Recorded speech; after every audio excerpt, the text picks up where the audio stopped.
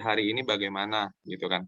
Jadi untuk kedepannya itu kita bisa lebih baik lagi atau bagaimana. Kadang kan di lapangan kita lihatnya seperti semuanya normal gitu.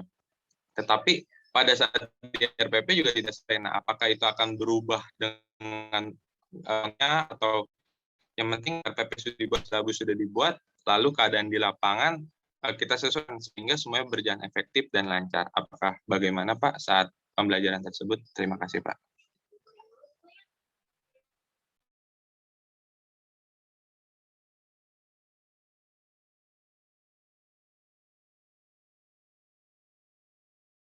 Baik, mungkin Setafian Ana yang jawab lagi. Untuk penyesuaian pembelajaran dengan RPP.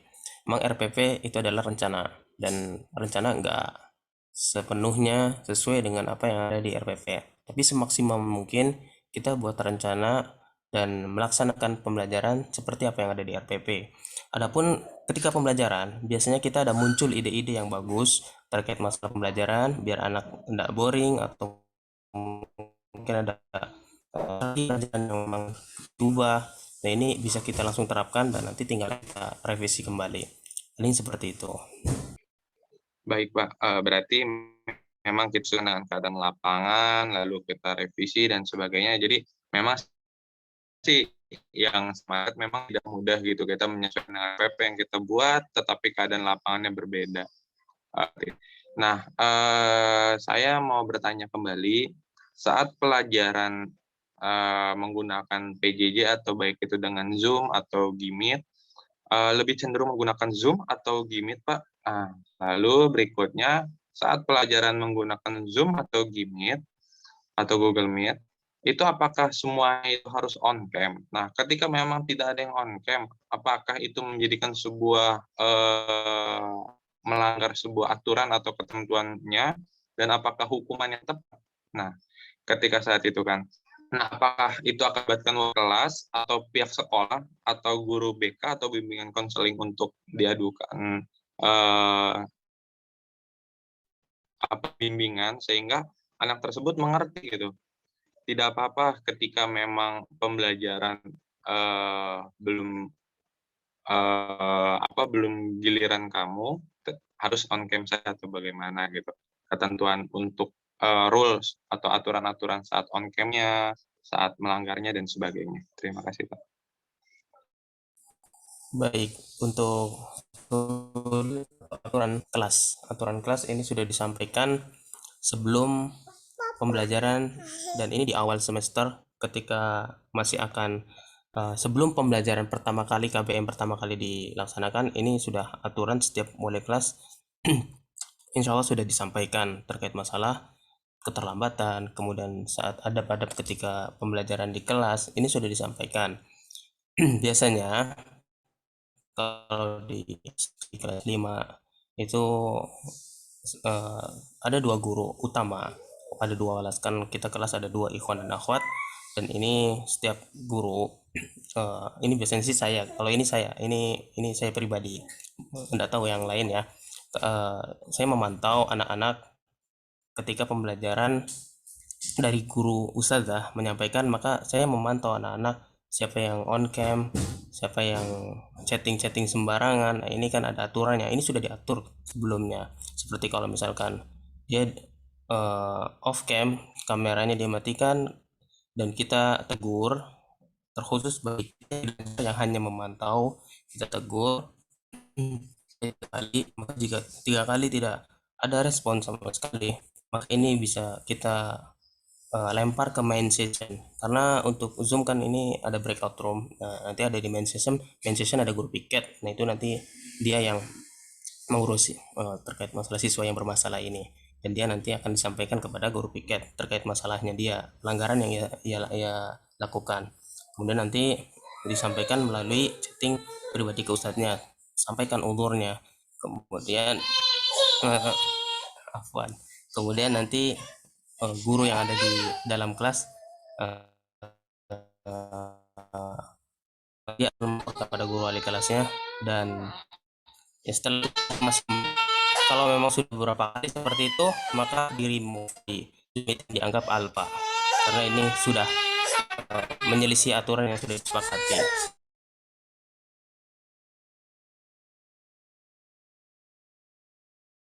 Baik, sudah sampai situ. Atau mungkin ada pertanyaan yang belum kejawab? Ya Pak, berarti semua untuk secara tatap muka online-nya berarti lebih terpaku menggunakan Zoom ya Pak ya? Pak Ustadz. Ya, benar-benar. Kita menggunakan Zoom. Alhamdulillah kita sudah membeli Zoom yang bisa menampung sampai 300 karena siswa kita kan kurang lebih 170-an atau Alhamdulillah. 180-an, lupa qadarullah. Ya, sekitar. Baik Pak, terima kasih banyak Pak.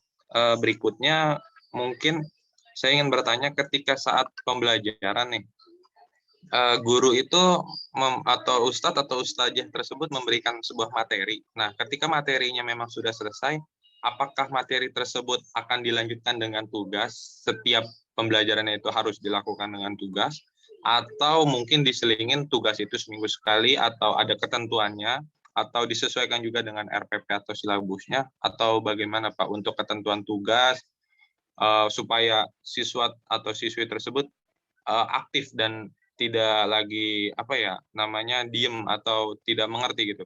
Karena yang saya ketahui tugas itu kan bukan hanya membebankan, tetapi untuk mengevaluasi. Ketika dia menguasai sebuah materi A, B atau C, berarti dia harus mengetahui juga ke depannya.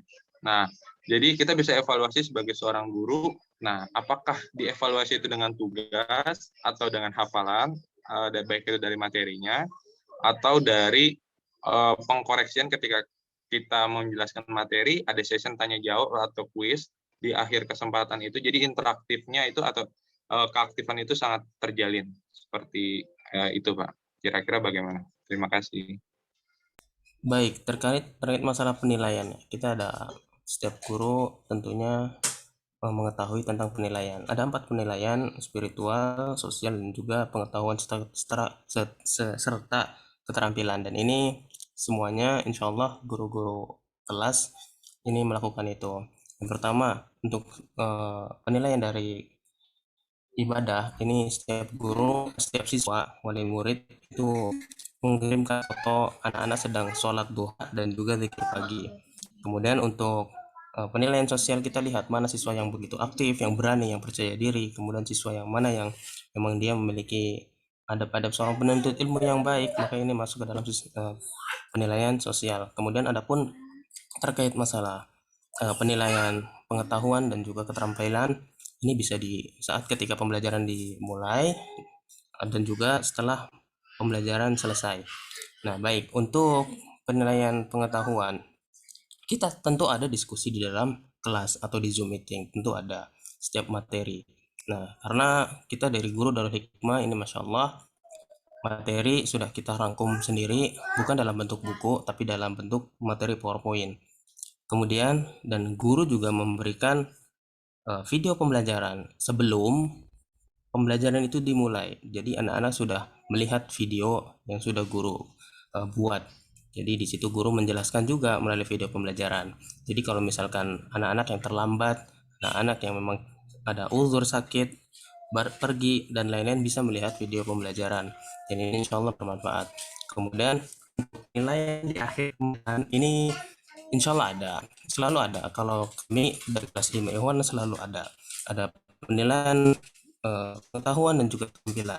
Kita membuat soal yang memang dikhususkan karena memang kelas 5 menjelang AKM assessment, maka kita buat soal yang memang mengarah ke sana dengan teknik seperti soal pilihan ganda kompleks, kemudian penjodohan, benar salah, iya tidak, dan lain sebagainya, uraian kita buat seperti itu. Dan untuk keterampilan kita disesuaikan dengan pembelajarannya. Kalau memang di situ ada pelafalan dalil, maka kita prakteknya seperti itu. Atau mungkin siroh, kalau saya pengajar PAI ya, jadi terkait masalah itu. Maka anak kita melalui mengirim video dia bercerita, atau mungkin dia mengirim pelafalan bacaan doa ketika dia melalui voice note di WhatsApp masing-masing wali kelas atau guru itu sendiri. Seperti itu ya Pak. Oke, baik. Terima kasih, Pak. Mungkin dari teman-teman yang lain, baik itu dari, rekan-rekan saya, ada yang ingin bertanya, bisa dipersilahkan untuk, bertanya, jadi saling tukar pikiran dan diskusinya. Terima kasih. Baik, Assalamualaikum warahmatullahi wabarakatuh. Saya izin masuk ya. Nama saya Bintang Gitano Valentino. Saya izin bertanya berkaitan dengan aturan tadi. Apakah ada aturan tentang makan dan minum itu bagaimana ya? Misal di Zoom ada yang makan atau yang minum, atau offline ada makan atau minum, itu ada sanksinya atau gimana gitu? Terima kasih. Baik, makan dan minum. Kita memberikan waktu, memang ini juga masuk ke dalam aturan ya. Kalau memang hanya sekedar minum, maka diperbolehkan ketika pembelajaran berlangsung. Adapun ketika makan, ini memang kita sudah berikan aturan, atau itu ke kamar mandi, atau nanti ke apa namanya, ada unsur-unsur yang lain dipanggil orang tua. Ini sudah ada aturannya di awal. Jadi di awal kan kita memberikan waktu jeda mulai pembelajaran itu jam 9 setelah halaqah selesai. Nah, anak-anak halaqah biasanya hanya sampai 5 sampai maksimal itu 15 menit. Jadi dia bisa mengambil jam halaqah di awal, dan ada tenggang waktu yang cukup lama masuk ke dalam eh, pembelajaran KBM dimulai. KBM baik itu tematik ataupun PI. Nah, ini ada waktu yang cukup lama, jadi anak bisa mempersiapkan diri, baik itu ke kamar mandi, baik itu makan, minum, dan lain sebagainya, bisa dilaksanakan sebelum KBM dimulai. Adapun kalau memang ada uzur atau sesuatu yang memang sifatnya mendadak ketika pembelajaran berlangsung, maka maka untuk aturan kita buat, pertama, anak tidak langsung berbicara melalui Zoom, karena ini nanti ketika guru menjelaskan akan terganggu, dan anak-anak yang lain tentu akan terganggu. Maka anak-anak izin dengan raise hand, kemudian mengetik melalui chat langsung privat ke gurunya, atau mungkin bisa melalui WhatsApp ke ustadz atau ustadzahnya. Baik Pak, terima kasih banyak. Mungkin ada yang ingin ditambahkan dari teman-teman. Assalamualaikum warahmatullahi wabarakatuh. Perkenalkan, nama saya Elva Selviana. Izinkan saya bertanya kepada Bapak atau Ibu Guru, apakah ada pembelajaran yang masih belum tepat target atau sasarannya agar kami sekiranya dapat membantu dalam hal tersebut? Terima kasih.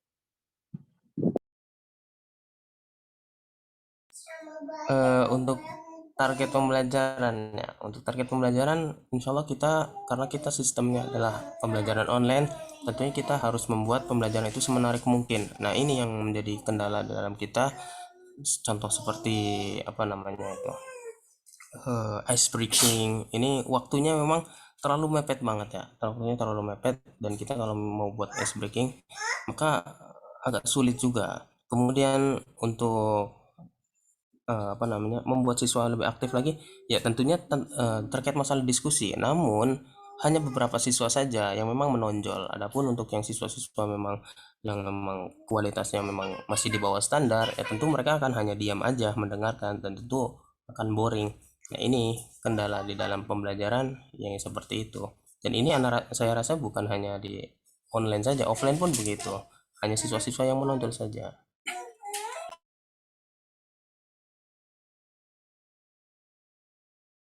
Oke, baik. Terima kasih Bapak. Memang di dalam pembelajaran online itu kayaknya bukan cuma siswa aja yang seperti itu. Kita pun mahasiswa terkadang suka merasa bosan jika pembelajarannya melalui online, selalu on cam di depan kamera atau di Zoom. Ada lelahnya gitu, Pak. Terima kasih Bapak.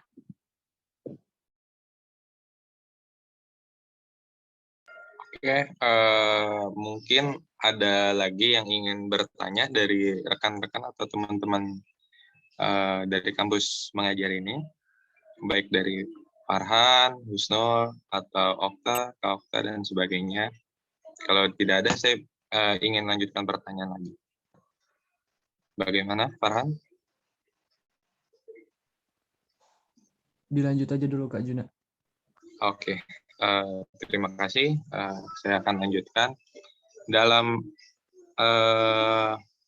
setelah kita memberikan sebuah tugas, nah apakah tugas itu kita koreksi bersama-sama dengan siswanya, ataukah dengan ustazah atau ustadz mengkoreksi sendiri saja di rumah atau di sekolah, atau bagaimana? Jadi apakah perlu adanya penglibatan antara ustadz atau ustazah dengan siswa, atau hanya bisa dilakukan dengan ustadz atau ustazah sendiri tanpa melibatkannya?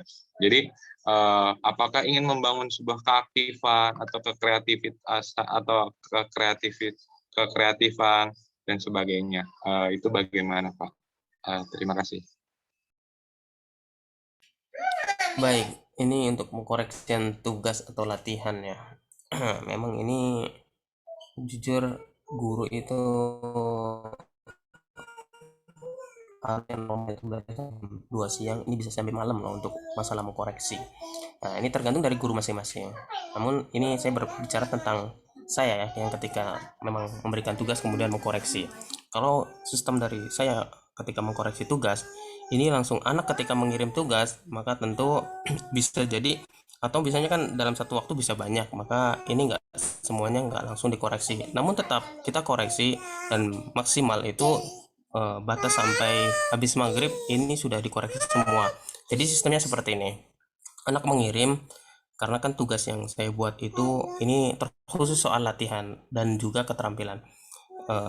Dalam soal latihan, anak mengirim ada beberapa versi bagi mereka. Ada yang mengirim dengan jawabannya saja di buku tulis, ada yang di print, ada juga yang memang dia pintar dengan screenshot kemudian diedit dengan foto, jadi nanti ditulis di situ. Ini masya Allah bagus-bagus sekali. Ada juga yang memang karena soal yang kita kirim adalah soal PDF, ada juga yang mereka mengconvert menjadi Word kemudian dikirim ke kami dengan isi jawaban yang mereka isi.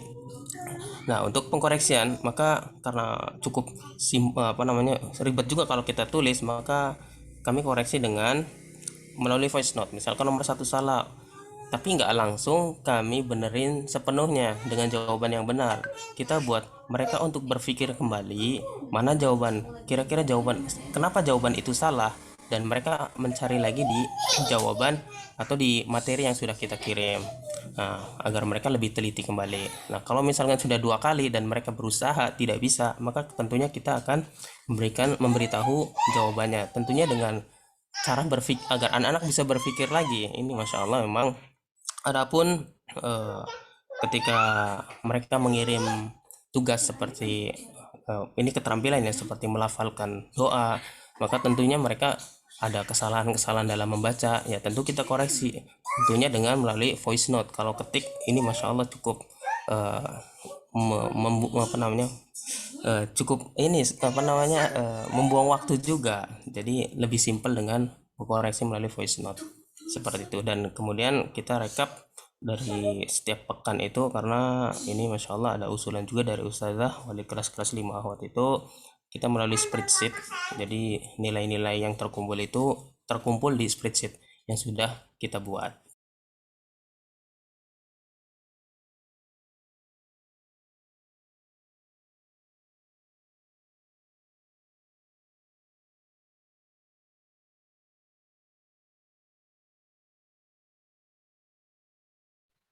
Oke, Pak Ustadz, apakah sudah semua, Pak?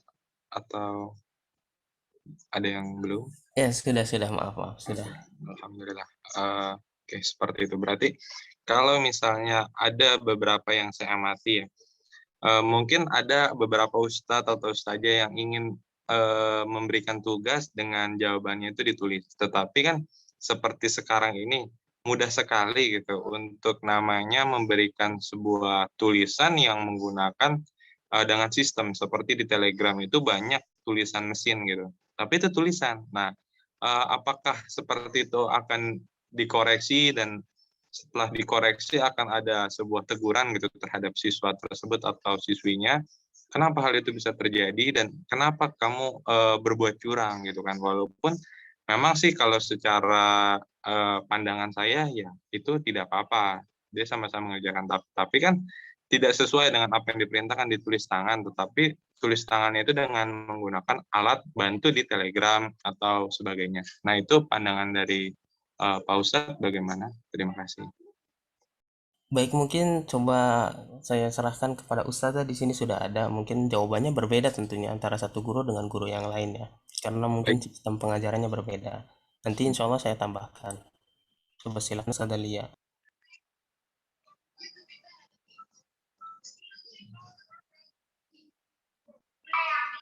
Bismillah, Assalamualaikum. Waalaikumsalam warahmatullahi wabarakatuh. Saya menanggapi yang mana nih Ustadz? Yang pertanyaan dari Arjuna atau gimana? Atau menjelaskan cara tugas saya ya? Oke, baik, mungkin saya dulu saja ya Ustazah. Ya, lanjut. Dulu Ustazah. Baik, ini terkait masalah mungkin kata yang saya tanggapi di sini ada perbuat curang atau mungkin kayak mungkin apa tadi Telegram. Saya jujur belum paham. Yang ada saya tahu itu kayak menyalin jawaban di kertas, kemudian tiba-tiba otomatis jawaban itu muncul gitu ya. Iya, betul. Tulisannya itu yang seperti itu. Ini juga Iya, betul. ya, baik. Itu tentunya alhamdulillah saya tidak ada yang seperti itu. Karena soal dari yang saya buat itu bukan yang sistemnya letter lag atau mungkin gimana ya, letter lag itu apa yang ada di materi ya itu yang harus dijawab. Enggak, kalau kami dari kelas 5 ikhwan itu dan akhwat tidak membuat soal yang seperti itu. Ada memang, tapi hanya di mungkin pilihan ganda di dosa. Adapun kalau uraian, ini uraian kami enggak seperti itu. Jadi kita membuat soal itu supaya anak berpikir kritis, anak itu memiliki kemampuan apa namanya berpendapat sesuai dengan apa yang dia pengalaman yang dia dapat atau mungkin yang dia ketahui. Jadi seperti itu. Kalau untuk soal uraian yang saya buat ya, adapun Allah Ta'ala alam untuk guru-guru yang lain tidak tahu seperti apa. Jadi insya Allah meminimalisir kecurangan. Adapun kalau misalkan kecurangan ya memang ada. Contohnya kita pernah dapati ada siswa satu dengan siswa yang lain nilainya sama persis, dan ini kita sudah teliti ternyata benar di setiap pembelajaran ketika ada tugas. Nah, jawabannya sama. Ya, tentunya yang pertama peneguran, kita berhusnudzon, kita berprasangka baik kepada anak-anak. Insya Allah anak-anak tidak berbuat seperti itu. Yang kedua, kita tegur secara umum di grup kelas masing-masing. Nah ini. Kemudian kalau memang masih ada berkelanjutan seperti itu, dan ini alhamdulillah sudah tidak berlanjut ya. Kemarin terakhir peneguran yang kedua itu saya melalui grup secara umum, nggak langsung to the point ke anak-anaknya, enggak. Dan alhamdulillah untuk sampai pertemuan yang keempat ini tidak ada soal atau jawaban siswa yang sama persis. Nah, seperti itu. Jadi alhamdulillah hanya 2 teguran dan mereka sudah orang tua terkhususnya ya. Ini memang orang tua. Karena memang siswa yang jawabannya bagus ini tergolong siswa yang memiliki standar yang sangat kurang. Dalam arti kemampuannya masih di bawah standar lah. Seperti itu. Mungkin Ustazah Lia silahkan bisa menambahkan dari strategi pembelajaran atau penilaian dia. Baik, kalau dari saya, karena masih sekolahnya, masih S kelas 2, paling untuk kecurangan itu untuk tulisannya aja kayak gitu. Misalnya tulisannya yang tadinya kita lihat itu jelek, tetapi pas mengirimkan tugas itu malah tulisannya bagus, paling seperti itu. Untuk penulisan aja. Kalau untuk jawaban, kebanyakan anak ngambil soal pun dari buku seperti itu. Jadi untuk jawaban hampir untuk seluruhnya kalau tidak sama berarti ada yang salah seperti itu. Kayak gitu untuk pengoreksian. Tapi selama ini yang Ana lihat paling kecurangannya untuk tulisan aja sih. Itu sih penambahan dari Ana. Kira-kira jelas ya? Jelas, Ustazah. Iya, karena konsepnya anak-anak masih kecil gitu, masih kelas 2. Jadi kalau misalnya untuk pemikirannya yang kritis itu beda gitu, karena mereka udah posisinya udah kelas 5. Kalau kami ini khususnya buat saya mengajar untuk kelas 2 seperti itu. kebanyakan anak-anak kelas 2 itu mengisinya pun biasanya dibantu sama orang tua mereka seperti itu. Jadi untuk bisa dibilang buat kecurangan, ya karena dibantu sama orang tua, jadi jawabannya pasti benar seperti itu. Hanya untuk tulisannya mungkin kalau misalnya tulisannya, kan anak kelas 2 tulisannya masih butuh tulisan yang lebih bagus lagi, gimana ngomongnya? Pasti masih agak ceker, agak berantakan seperti itu. Iya, betul. Jadi kita bisa nilainya dari situ gitu. Kalau misalnya nilai tulisannya kurang bagus, oh berarti ini langsung dari anaknya gitu. Kalau misalnya ini tulisannya bagus, ini berarti ada kecurangan dari misalnya ditulisin sama kakak atau enggak sama ibunya, seperti itu gitu. Gitu ya. Cukup dari untuk yang lain silakan untuk menanggapi. Ustadz Rizky. Assalamualaikum, perlu tambahan nggak? Terserah Ustadz, silakan kalau mau ditambahin. Kalau nggak juga perlu, apa-apa. Anda lanjut ke pertanyaan selanjutnya aja. Oh baik. Baik ya Mas. Silakan Kak Dua. Ya, mungkin tambahan sedikit ya. Teman-teman mahasiswa, perkenalkan nama saya Muhammad Ad-Duha, biasa dipanggil di sekolah itu dengan nama Ustadz Duha. Alhamdulillah saya diamanahkan sekarang di kelas 3 Ikhwan, menjadi wali kelas 3 Ikhwan dan juga mengajar tematik kelas 3 dan juga mengajar bahasa Inggris di kelas 5 dan di kelas 6. Nah, mungkin sedikit bervariasi untuk pengajaran saya di tematik dan juga di bahasa Inggris. Kalau di tematik saya mengajar di kelas 3, jadi mungkin kayak tadi pengumpulan tugasnya. Nah, itu kita lihat anak-anak alhamdulillah kalau sejauh ini tidak ada kecurangan. Nah, anak-anak mungkin masih mendapat bantuan dari masing-masing orang tua.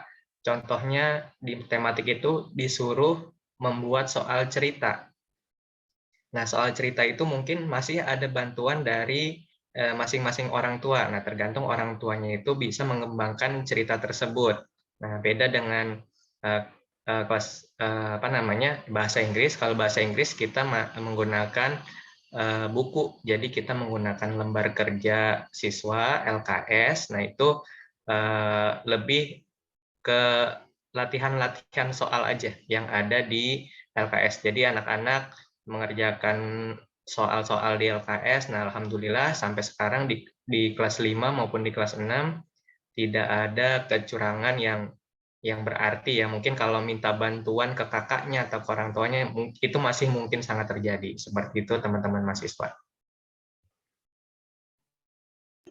Oke, terima kasih banyak Ustadz dan Ustazah. Mungkin ada teman-teman yang ingin bertanya lain atau bagaimana, bisa dilanjutkan. Saya persilahkan. Terima kasih.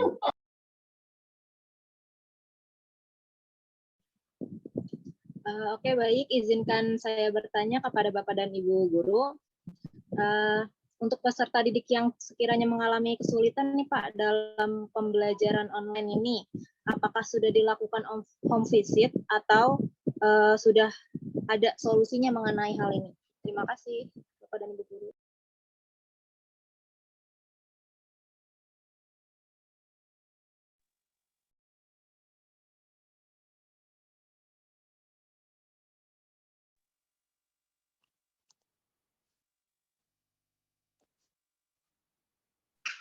Iya, mungkin Ana bantu jawab dulu yang pertama.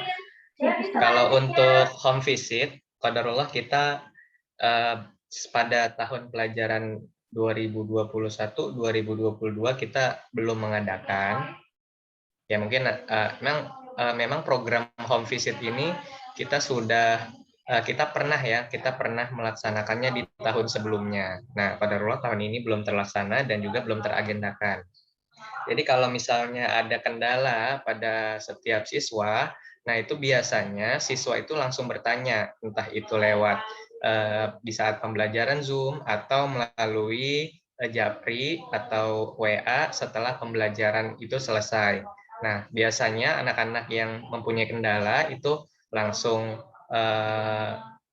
chat ke wali kelas atau ke guru pengampu, nanti guru pengampu langsung menjelaskannya di WA tersebut, seperti yang Ustadz Rizky sebutkan tadi, misalnya ada kesalahan pada saat mengirimkan tugas atau mengerjakan tugas, nah itu gurunya langsung menjelaskannya melalui bisa chat atau voice note yang seperti dilakukan Ustadz Rizky. Jadi mungkin kalau program home visit, nah insya Allah kita memang sudah pernah mengadakan, tapi memang qadarullah tahun ini memang belum terlaksana, tapi insya Allah akan diagendakan oleh bagian kurikulum dan sekolah.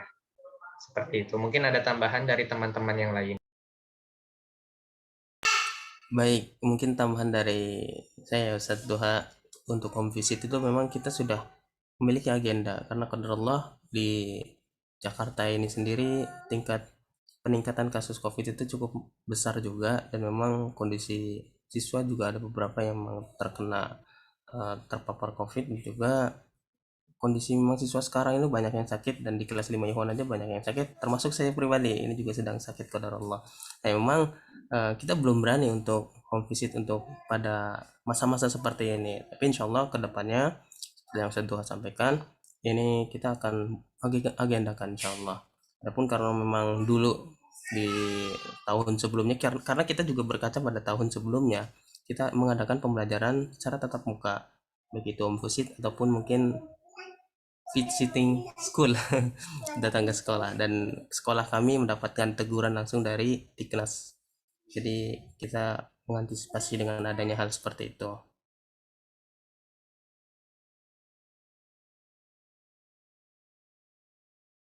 Baik, cukup sampai situ dulu, mungkin yang lain. Oke, terima kasih Bapak atas penjelasannya. Selanjutnya, teman-teman, apakah ada yang ingin bertanya?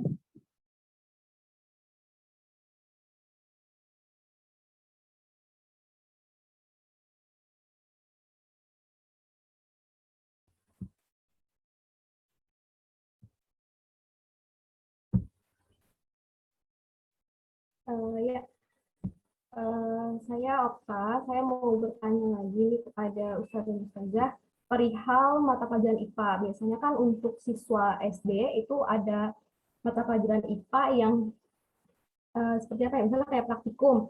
Nah, itu kan praktikum sebenarnya sebagai penunjang agar siswa itu dapat lebih memahami mata pelajaran IPA. Misalnya seperti perubahan wujud benda. Nah, itu kan biasanya, ataupun listrik ya, biasanya listrik itu kan ada praktik untuk siswa untuk merangkai rangkaian listrik. Nah, seperti itu.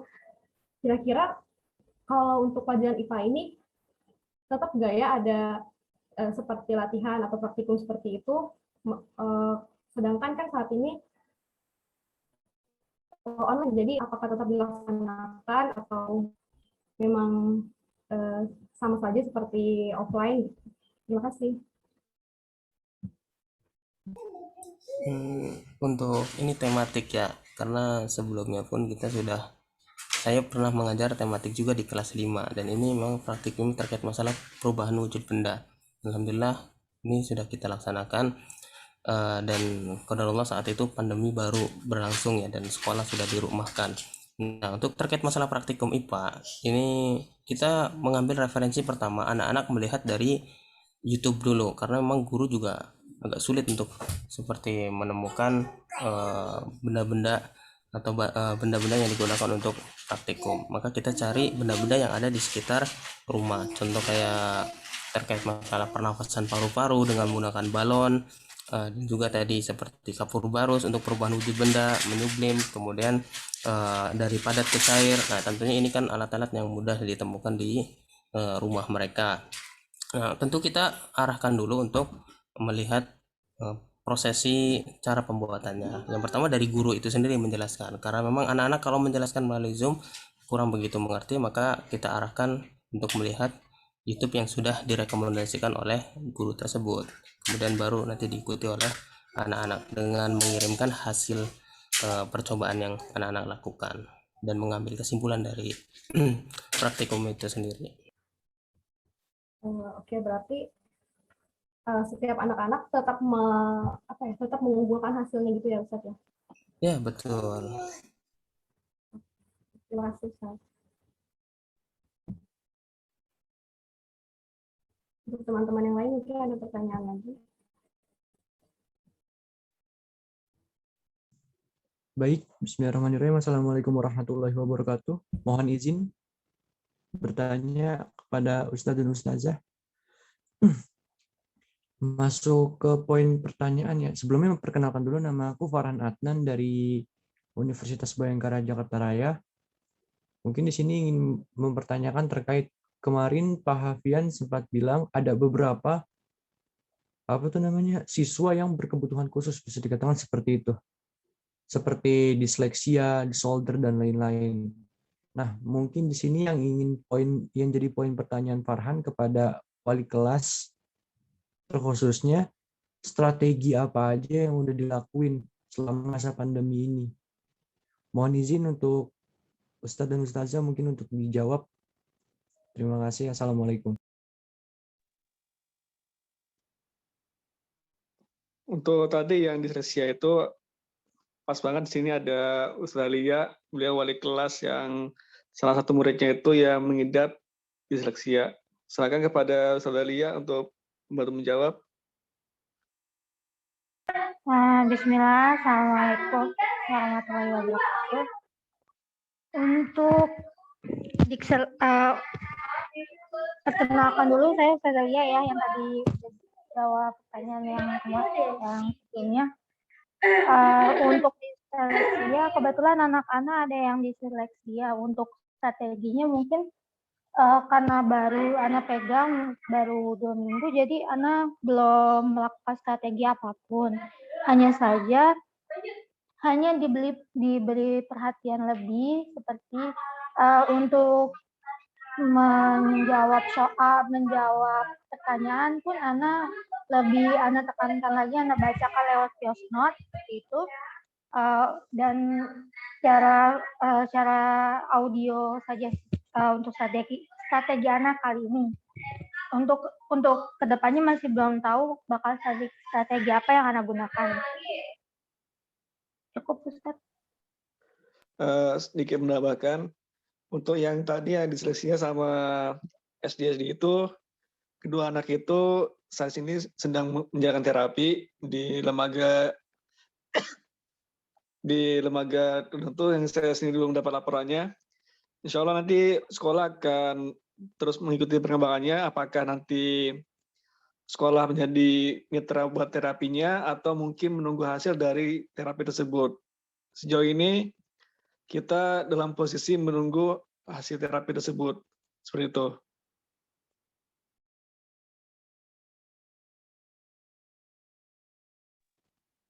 Baik, Pak. Terima kasih untuk jawabannya. Mungkin untuk Pak Ustadz dan Pak Ustazah. Jadi untuk berkebutuhan khusus karena khusus ya yang di siswa kelas 2 itu yang mengidap disleksia itu, karena masih bisa dikatakan baru ya dalam proses pembelajaran ini, baru 2 minggu, jadi belum ada strategi yang lain lagi ya Bu ya. Mungkin nanti dari teman-teman mahasiswa bisa diskusikan lebih lanjut Bu mengenai itu, untuk lebih memperhatikan lagi anak-anak yang bisa dikatakan berkebutuhan khusus. Terima kasih terima kasih untuk Ustazah dan Pak Ustadz yang udah menjawab pertanyaan saya. Mungkin selanjutnya di sini Farhan ingin menanyakan lebih lanjut kepada Pak Ustadz Hafian, Pak. Izin, Pak. Mengenai infrastruktur ataupun kelengkapan pembelajaran, Pak. Baik secara luring maupun daring, Pak. Nah, sekiranya ketika di luring, ketika pembelajaran sudah bisa dikatakan normal kembali, anak-anak kembali ke sekolah, apakah kelengkapan yang ada di SDIT Darul Hikmah ini sudah mumpuni, Pak, untuk mengakomodir dari kelas 1 sampai kelas 6, Pak? Nah, untuk yang kedua ini mengenai kelengkapan selama pembelajaran daring, Pak. Kurang lebih 1,5 tahun ini. Kira-kira apa aja sih, Pak, kekurangan yang dirasakan oleh wali kelas ataupun dirasakan oleh kepala sekolah dan lain-lainnya? Ataupun daripada siswa itu sendiri. Kira-kira seperti itu, Pak. Assalamualaikum. Waalaikumsalam warahmatullahi wabarakatuh. Afwan, suara agak serak. Ini saya jawab yang pertanyaan kedua dulu ya, yang lebih mudah. Jadi untuk selama masa pandemi ini, pembelajaran daring ini mungkin kendala yang paling sangat dirasakan itu pertama adalah tidak semua murid itu memiliki gawai pribadi.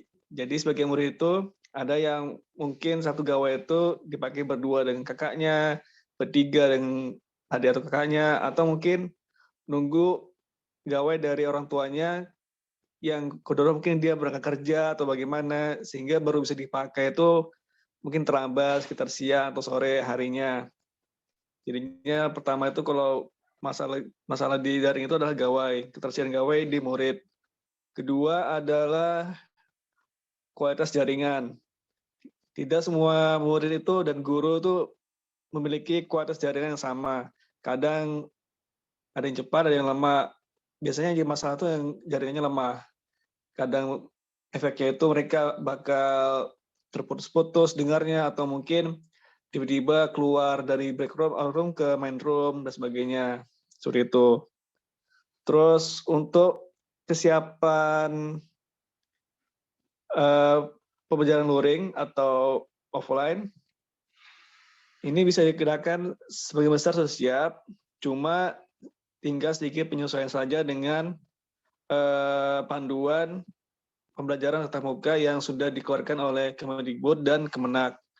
Di situ ada beberapa aturan, seperti misalnya kapasitas kelas itu maksimal sekitar 50% dulu di awal pembelajaran, kemudian ketersediaan tempat cuci tangan, terus sabun, disinfektan, masker, dan sebagainya. Itu yang mungkin masih butuh segera disiapkan. Makanya untuk hal itu, insya Allah kita akan segera kerjasama dengan komite, tapi dengan catatan lain juga, kita menunggu kira-kira kapan pembelajaran tatap muka itu bisa segera dilaksanakan. Karena takutnya kalau kita terlalu cepat di awal, tiba-tiba PTM itu, pembelajaran tatap muka atau PTM itu tidak kunjung dilaksanakan, akhirnya mubazir atau mungkin alat yang sudah disediakan itu kadaluarsa atau sebagainya, seperti itu.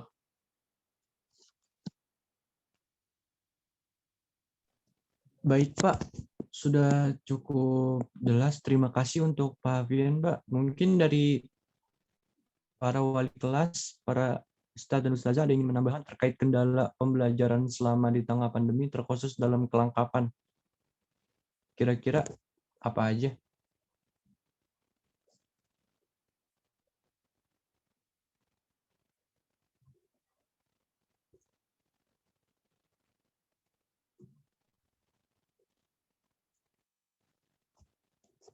Silakan wali kelas yang lain untuk bantu menjawab.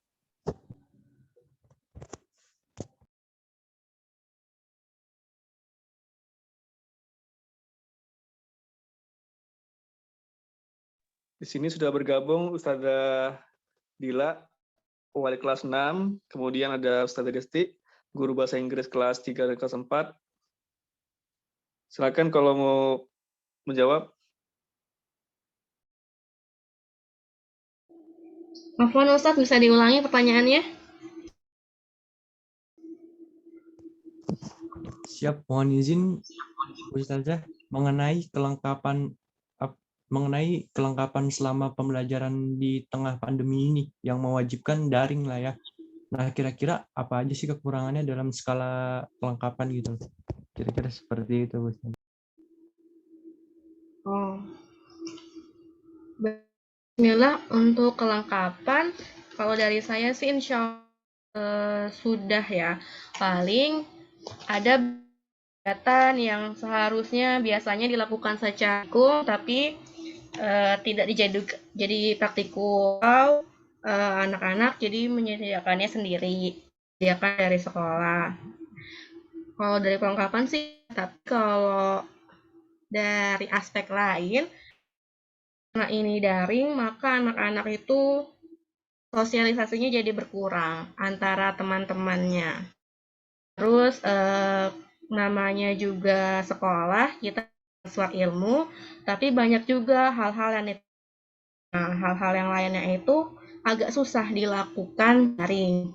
Misalnya kayak sholat, nah bisa tuh kalau anaknya salah gerakan, salah bacaan, kita bisa langsung mempraktekkan yang benar. Kalau sekarang kan karena daring nggak bisa, itu wewenangnya orang tua.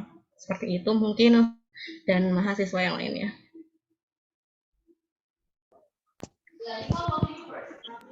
Siap, terima kasih Bu Ustazah. Berarti mengenai kelengkapan ataupun gimana ya, untuk menunjang proses pembelajaran selama pandemi ini bisa dikatakan sudah cukup memadai ya.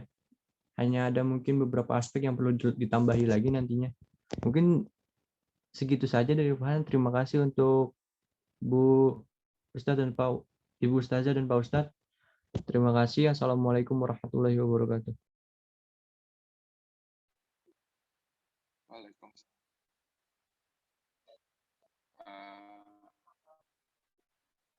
Apakah sudah semua dari rekan-rekan bertanyanya, atau sudah ada yang terjawab semua, atau masih ada yang belum? Dari Farhan sudah cukup, Kak.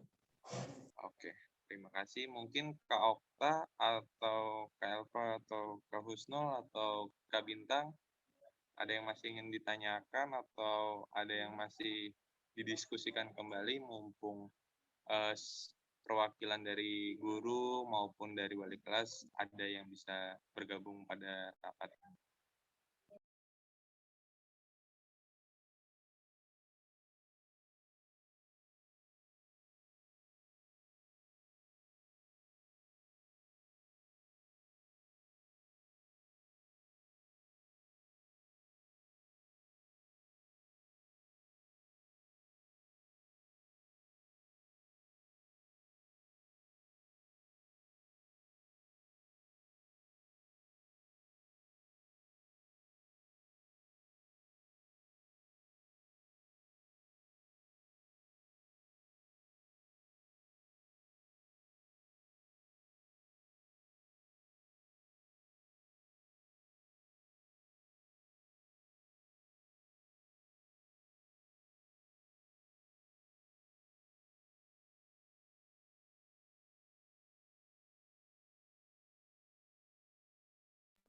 Oke, mungkin saya ingin bertanya dengan Pak Hafian ataupun yang lainnya, atau Ustadz atau Ustadzah lainnya, maaf.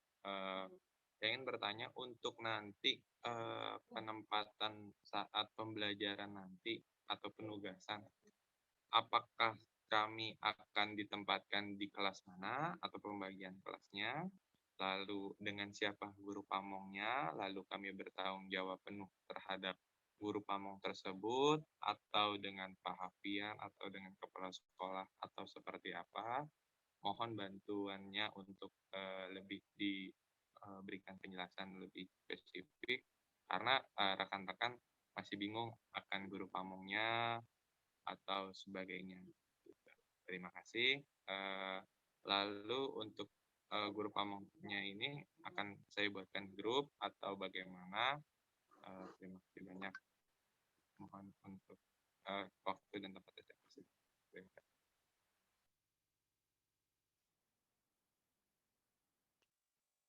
Pertama untuk guru pamong, insya Allah nanti akan segera ditunjuk karena ini yang kita baru ketemu dan hari ini bertemu kembali. Paling ini skemanya masih perlu didiskusi juga, apakah nanti satu guru pamong itu memberikan 2 atau mungkin 1. Ini juga melihat juga kondisi kelas juga. Paling nanti diusahakan hari Kamis kali ya kita ketemu kembali ya buat perkenalan dengan semua gurunya, semua guru di SD Darul Hikmah, sama perkenalan dengan guru pamong juga mungkin. Kemudian terkait tanggung jawab itu,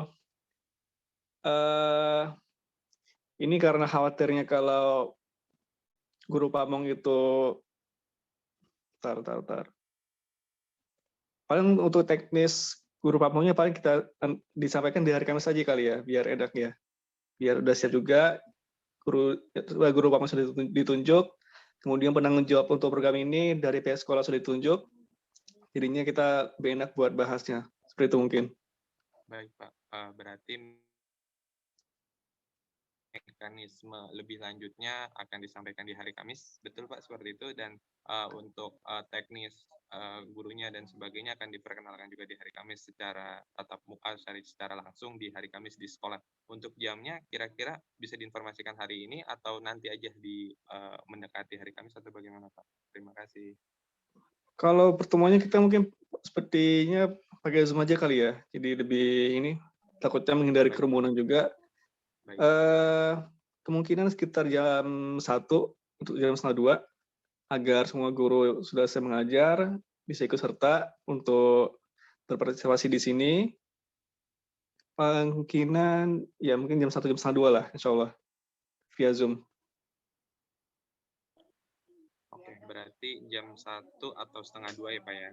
Iya.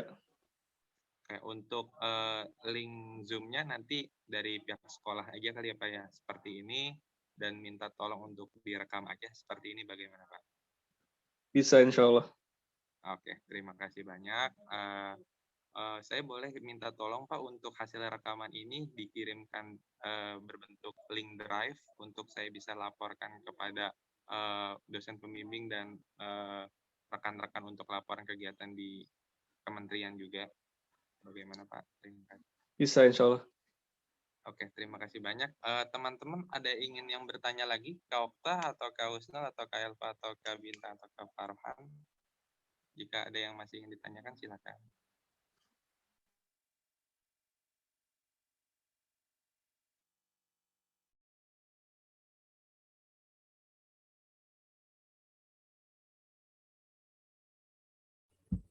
Dari saya cukup, Gina. Oke, dari Kak sudah cukup. Dari Kak Husnul bagaimana? Cukup? Sudah cukup kok semuanya. Oke, Kak Elva bagaimana? Sudah cukup, Juna. Udah habis pertanyaan tadi. Oke, Kak Farhan udah juga atau Kak Bintang udah? Sudah cukup. Alhamdulillah. Kak Farhan? Oke, siap. Terima kasih banyak atas teman-teman semua partisipasinya. Mungkin dari kami cukup sekian, Pak. Sudah terjawab semua, alhamdulillah. Kami kembalikan lagi ke pihak sekolah untuk mekanismenya. Lalu saya kembalikan ke sekolah. Terima kasih banyak atas waktu dan kesempatnya. Mohon maaf atas kekurangannya mungkin jika ada yang terjadi atau kekurangan informasi dan sebagainya atau bahasa yang kurang tepat atau kurang sopan. Terima kasih banyak sudah mengerti. Assalamualaikum warahmatullahi wabarakatuh. Saya ucapkan terima kasih banyak sekali lagi kepada pihak sekolah yang sudah mau membukakan pintu selebar-lebarnya untuk kami berkunjung, berdiskusi, bertukar pikiran, dan menjadi penugasan kami di sekolah tersebut. Terima kasih banyak. Assalamualaikum warahmatullahi wabarakatuh. Waalaikumsalam warahmatullahi Waalaikumsalam wabarakatuh. Waalaikumsalam warahmatullahi wabarakatuh. warahmatullahi wabarakatuh.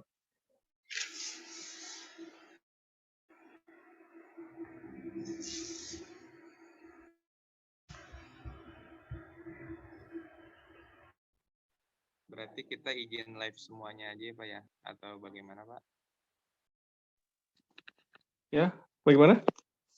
Izin live semuanya udah selesai, kita izin keluar dari Zoom ini atau bagaimana Pak? Atau ada yang mau ditambahkan lagi Pak?